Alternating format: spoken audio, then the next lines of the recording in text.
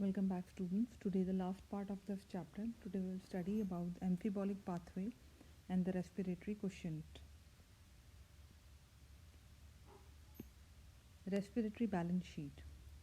Respiratory balance sheet यानी जितने भी अभी तक NADH, FADH2 बने हैं, ये ATP बने हैं, तो उनके बेसिस पे हम एक बैलेंस शीट निकालते हैं कि मीन्स टोटल कितनी ATP फॉर्मेशन हुआ है. लेकिन बैलेंस शीट बनाने के लिए हमें कुछ एजम्पशंस लेने होते हैं. क्या है वो assumption? First is there is sequential orderly pathway functioning with one substrate forming next and with glycolysis TCA and TCA cycle and ETS pathway following one after another.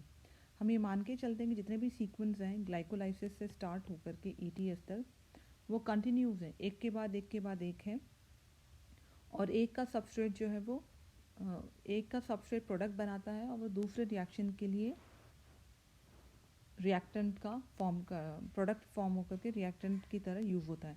जैसे ग्लाइकोलाइसिस में पायरुविक एसिड बनता है तो pyruvic acid TCA cycle के लिए substrate है.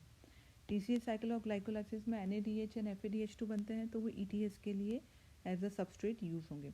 तो हम ये मान के चलते हैं, हालांकि ऐसा होता नहीं है क्योंकि साइटोप्लाज्म में या मैट्रिक्स के अंदर जो रिएक्शंस है वो रैंडम रिएक्शंस होते हैं. ऐसा कभी नहीं होता है कि एक का प्रोडक्ट ही दूसरे के अंदर जो है एज अ सबस्ट्रेट जाएगा, लेकिन हमें ये मानना पड़ेगा क्योंकि हमें बैलेंस शीट बनानी है. दूसरा, the NADH synthesized in glycolysis is transferred into the mitochondria and undergoes oxidative phosphorylation. Mean जितने भी NADH बनते हैं ग्लाइकोलाइसिस में वो सब माइटोकॉन्ड्रिया में एंटर होंगे और वो ऑक्सीडेटिव फॉस्फोराइलेशन करेंगे so that they can form the ATP. The third assumption is none of the intermediate in the pathway are utilized to synthesize any other product. Means glycolysis या Krebs cycle में जो भी intermediate compounds बनते हैं वो जो है वो किसी और चीज़ में यूज़ नहीं होंगे, पर ऐसा नहीं होता है. इंटरमीडिएट अगर कंपाउंड बनते हैं तो दूसरे रिएक्शंस में भी यूज़ हो जाते हैं या कुछ और सिंथेसाइज करने में भी यूज्ड अप हो जाते हैं. The fourth assumption is only glucose is being respired, कि सिर्फ ग्लूकोज ही रेस्पिरेशन में एज अ सबस्ट्रेट यूज होता है, पर हम जानते हैं कि ऐसा नहीं होता है. रेस्पिरेटरी सबस्ट्रेट दूसरे भी होते हैं. And there is no alternative substrates are entering in the pathway at any of the intermediary stage.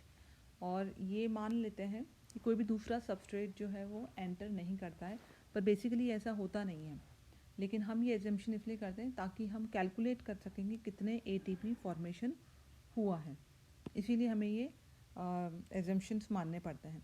Respiratory balance sheet जो हम कैसे, वो गूगल मीट में आप लोग को बताऊंगी, आप लोग खुद कैलकुलेट करके बताएंगे कि कैसे 36 या 38 ATP फॉर्मेशन होता है. The second topic is amphibolic pathway. Amphi means होता है ड्यूअल. जैसे एम्फीबियंस पढ़ते हैं हम, those organisms which can live on land and water both are known as the amphibians, वैसे ही एम्फीबॉलिक पाथवे होता है. एम्फीबॉलिक पाथवे यानी ऐसा pathway that is consist of both type of reaction, that is it is catabolic,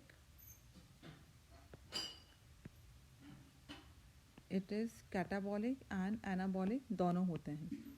Okay, this is catabolic and anabolic reactions, दोनों reactions take place होते हैं.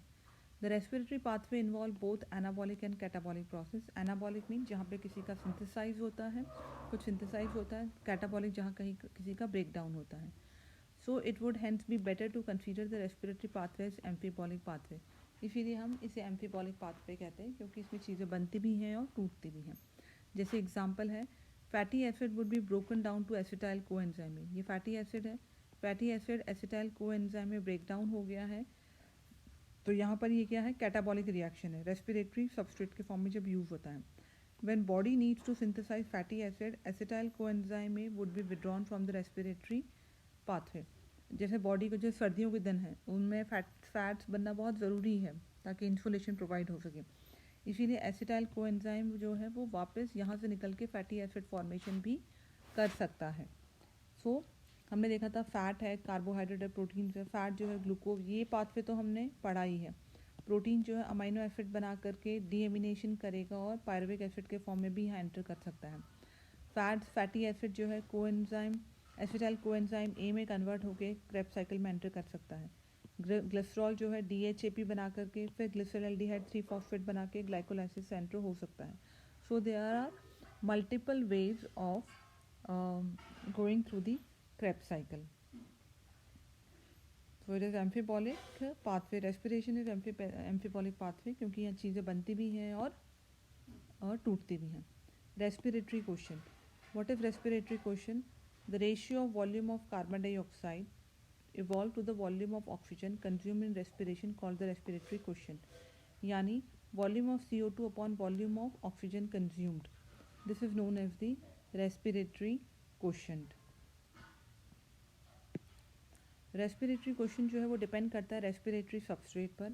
अगर carbohydrate है तो वो कम्प्लीटली ऑक्सीडाइज होता है और रेस्पिरेटरी क्वेश्चन 1 होता है, क्योंकि इसमें कार्बन डाइऑक्साइड और ऑक्सीजन जो यूज्ड अप होती है, कार्बन डाइऑक्साइड इवॉल्व होती है, उसका अमाउंट इक्वल होता है.